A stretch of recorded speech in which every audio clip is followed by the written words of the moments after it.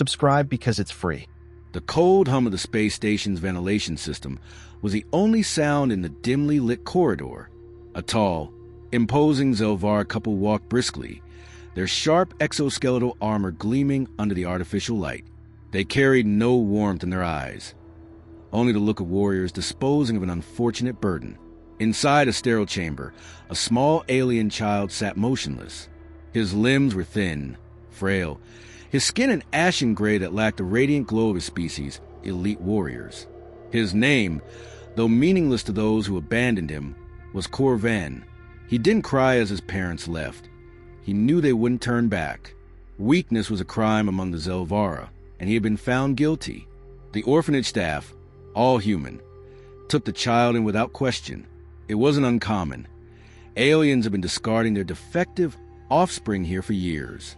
Political castaways, unwanted hybrids, and children deemed unworthy of the warlike species that birthed them. To the bureaucrats, this was waste disposal. To the humans, it was another day.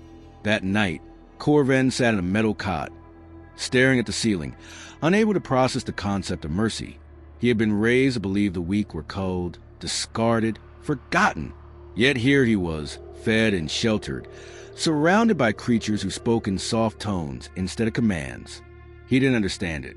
Then came the man who would change everything. Vincent Vito De Luca was no saint. He was a legend in the human underworld, a man who built an empire on loyalty, fear, and a deep understanding of power. He didn't deal in charity. He dealt in investments. And tonight, something had drawn him to this place. As he walked to the orphanage, his sharp eyes scanned the room, lingering on the strange, gray-skinned child sitting stiffly in the corner. Unlike the others, Corvan didn't reach for him, didn't try to prove his worth. He simply sat, waiting for judgment. Vito crouched in front of the boy, tilting his head. "You're different," he said, his voice calm, assessing. "You ain't crying. You ain't begging. Why is that?" Corvan didn't answer. He didn't know how. Vito smirked. "They left you here 'cause they think you're broken, huh?" He leaned in, voice lowering. "Let me tell you a secret, kid. The people who survive, they ain't always the biggest, the strongest. Sometimes they're just the ones who learn the rules no one else sees." The staff exchanged nervous glances. De Luca wasn't a man who took in strays. His kindness was a weapon, used sparingly and always with purpose. "You want a home, kid?" Vito finally asked. "You come with me. You learn. You survive." For the first time, Corvan felt something unfamiliar: choice. The Zelvara had given him none. The humans, they offered a different path. He nodded. Vito grinned, standing up. "Good. But understand something. You're mine now. That means you live by my rules." He turned to leave, motioning for Corvan to follow. The boy hesitated for only a moment before stepping forward. The orphanage workers said nothing as they watched him leave. They knew better. The child who had been abandoned as worthless was now under protection of a human whose name carried more power than most alien warlords. And the galaxy? It had no idea what was coming. The years passed, and the weak, discarded child of the Zelvara became something no one had expected. Something far more dangerous than a warrior. Vito De Luca didn't raise soldiers. He didn't train mindless enforcers who relied on brute strength. No, he built something better. Strategists, survivors, men who understood that a knife in the dark was more powerful than an army in the light. Corvan learned quickly. He wasn't human, but that hardly mattered. Vito drilled into him the lessons that had built the De Luca empire. "Strength ain't just about throwing punches, kid," he said one evening, sipping whiskey as Corvan studied a map of rival territories. "It's about knowing when to throw him, and when to let someone else bleed for you." Corvan listened. He absorbed every word. His body, still weaker than others, still smaller, no longer mattered. His mind sharpened like a blade. The first lesson was control. The Zelvara saw emotions as distractions. Vito saw them as weapons. "A man who don't understand fear can't control it," he told Corvan one night, placing a loaded pistol on the table between them. "You feel fear, kid?" Corvan nodded.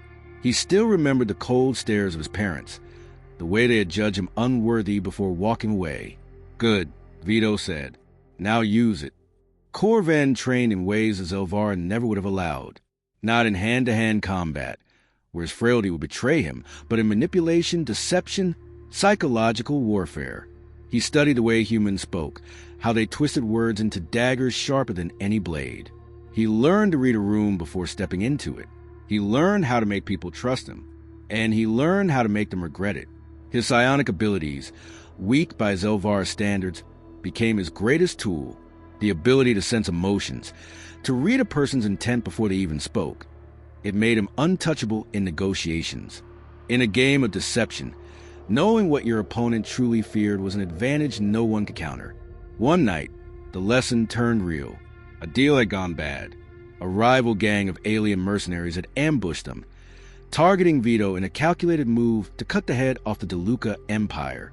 Corvan had been there, standing beside his mentor when the first shots rang out, and he froze. The gunfire was deafening, chaos erupting in an instant. Vito moved, taking cover, returning fire, but Corvan stood paralyzed.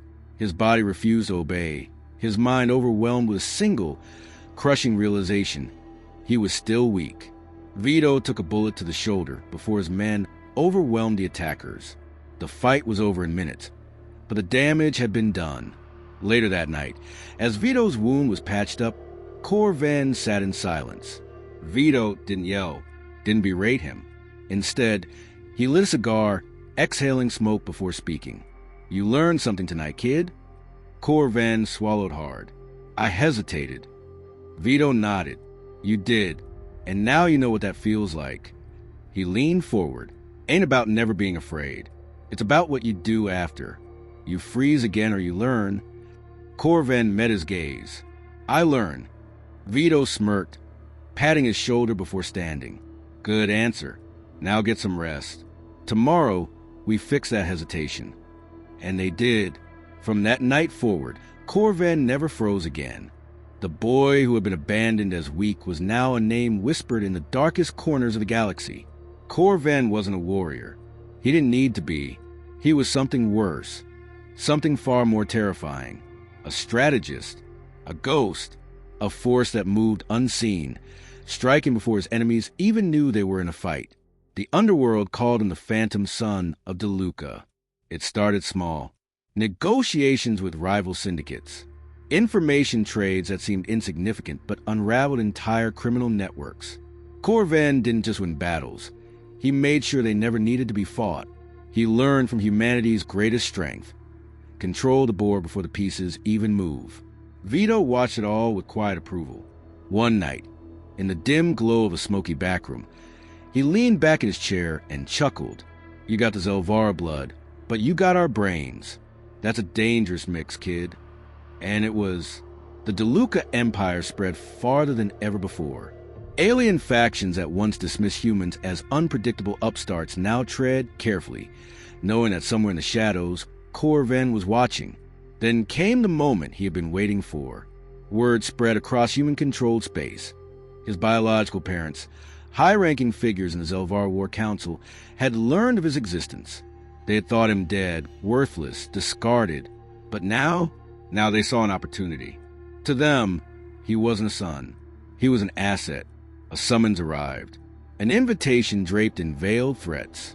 Return. Take your place among your people. Prove yourself worthy of your bloodline. The Zelvara had not changed. They still believed power came only from strength. They thought they could reclaim him, mold him into a tool for their empire. Vito poured himself a drink, reading the message over Corvan's shoulder. "You gonna answer that, kid?" Corvan thought for a long moment before speaking. "They don't want me. They want what I built." Vito smirked, swirling the amber liquid in his glass. "Then what's the play?" Corvan didn't hesitate. "We show them what I become." The invitation was accepted. A meeting was set, and the Zelvara had no idea what was coming. The meeting was arranged on neutral ground, a high-rise in the heart of a Zelvar-controlled sector, a place where warriors walk with pride, their armor gleaming, their presence a statement of power. Corvan arrived alone. No guards, no weapons, just a tailored black suit, a calm demeanor, and a mind sharpened by years under Vito's tutelage. His parents were waiting. They sat at the far end of a long table, their expressions unreadable. Others flanked them, Zelvar generals, war strategists, high-ranking officials. Each one a symbol of strength, each one believing themselves superior to the frail son they had abandoned. Corvan took his seat, resting his hands lightly on the table. Silence stretched before his father spoke. "You live." A statement, not a greeting. Corvan tilted his head. "I do." His mother narrowed her eyes. "We believed you perished. It seems we were mistaken." Corvan smiled, slow and calculated. "You weren't mistaken. You simply failed to see the possibilities." A flicker of annoyance crossed his father's face. "We offer you a chance to return, to take your rightful place. The Council recognizes your growth, your unique skills. With proper guidance, you could serve the Empire well. A test, an expectation of submission." Corvan leaned back, gaze sweeping the room. "You misunderstand. I didn't come here seeking a place. I came to remind you why you should never have left me behind." The tension in the room shifted. A murmur ran to the officials, some exchanging uncertain glances. His confidence was unsettling them. His father's jaw tightened. "We are offering you purpose." Corvan chuckled, shaking his head. "I already have purpose, one far greater than kneeling before relics who think power is measured in brute force." His voice darkened. "You discarded me because I didn't fit your definition of strength. And yet, here I am, sitting at your table, unarmed, outnumbered, and still holding all the cards." His mother's gaze sharpened. "You believe you have power over us?" Corvan's smile didn't waver. "I don't believe. I know." At that moment, a Zelvar official's communicator buzzed. He hesitated, then checked the screen. His face paled. Another followed, then another.